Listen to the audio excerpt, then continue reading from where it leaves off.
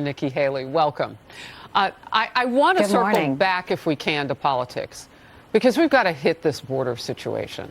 So the president now says, and AOC is accusing him of basically mimicking Donald Trump, mimicking what others have done that has worked. What's your take on Biden suddenly saying, oh, yeah, I can take executive action to fix the border?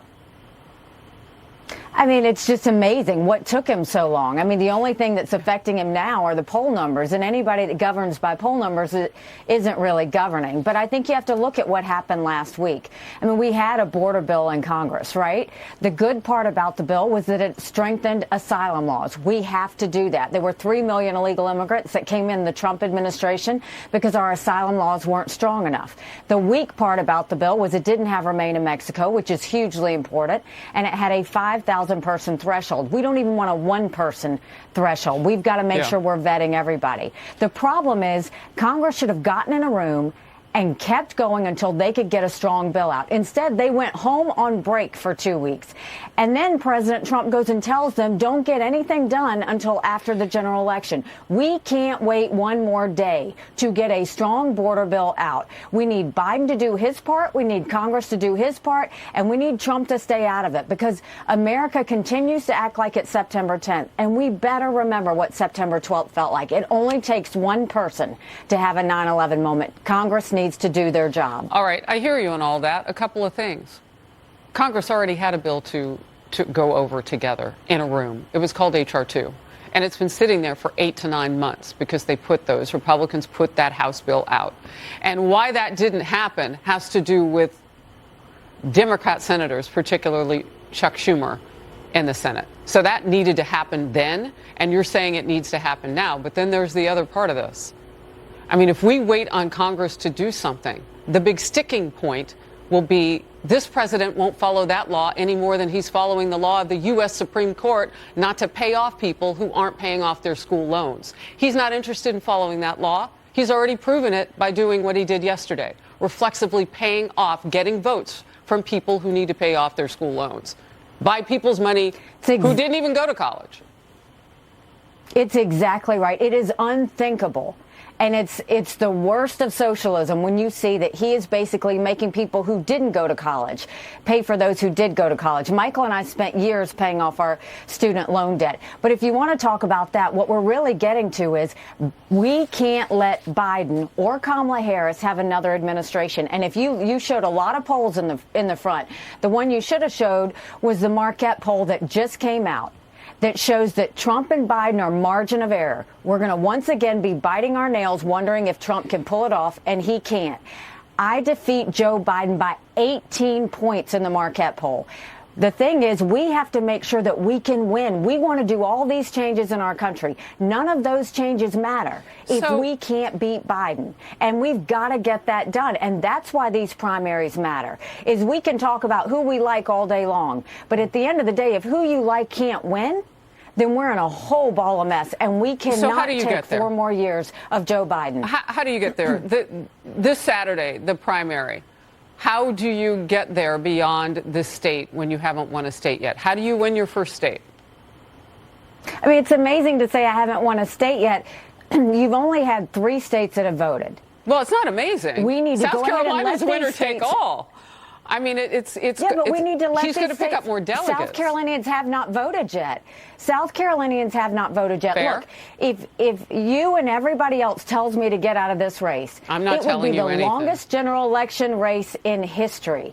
Keep in mind, 70% of Americans have said they don't want Trump or Biden. They are the most disliked politicians in America. 60% of Americans have said Donald Trump's too old and Joe Biden's too old to run for president. We have to win, and we need a new generational leader that can put in 8 years of hard work, day and night, making sure we get things done. No drama, no vendettas, just results for the American people.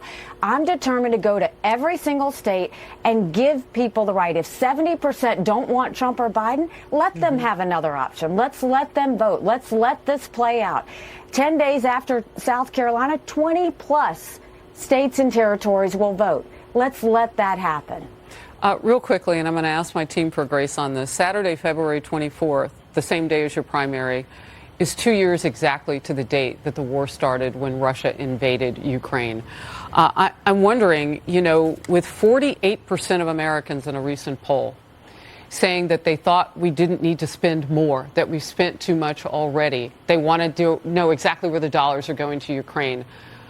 With that kind of headwind, you have advocated for continued aid for Ukraine. Can you make that case, and can you convince people to see it your way? Well, first of all, I think we should never govern by the polls. I think we need to tell people the hard truths. I blame Joe Biden because he has never once told the American people why they should care about Ukraine. And I think we have to look at the fact that I don't think we should give cash to any country, friend or enemy, because you can't follow it and you can't hold it accountable. But in this situation, the reason it matters so much, Harris, is because Putin has said once he takes Ukraine, Poland and the Baltics are next. Those are NATO countries. That immediately puts America at war. This is about preventing war. We should give them the equipment and ammunition they need to win. It is only 3.5% of our defense budget, and it saves us in the long run from having to send more resources or any of our men and women to do that. We don't want war. We've got to prevent it. And I'll tell you what was really dangerous is you had Donald Trump go and say that he would side with Putin over those NATO countries that aren't pulling their weight. And he even doubled down and said he would encourage Putin to invade those countries that aren't pulling their weight. We can't have that kind of language when he goes off script from a teleprompter, because you've got to look at the fact that Trump just sided with a thug that kills his political opponents. He just sided with a man who goes and arrests American journalists and holds them hostage. He sided with him over the allies who stood with us at 9/11. Ambassador, I understand that you take it that way and that's what you heard. And we'll have to see how all of this plays out. This president didn't have an invasion by Putin on his watch, the only one in recent presidents. So there is that to be said about it. I can't wait for you to debate him or somebody along the way to give Americans you say deserve that choice. And you're right about that. But we'll see. You got to win a state. And we'll be watching on Saturday. And he should debate. He should debate. He should answer these questions about Ukraine. He should answer questions about Social Security and why he wants to cut benefits. He should answer questions about raising taxes. Those matter. You and I always have a spirited talk. I'm so grateful for your time. Thank you very much. Good to see you. Thanks so much. Go to NikkiHaley.com.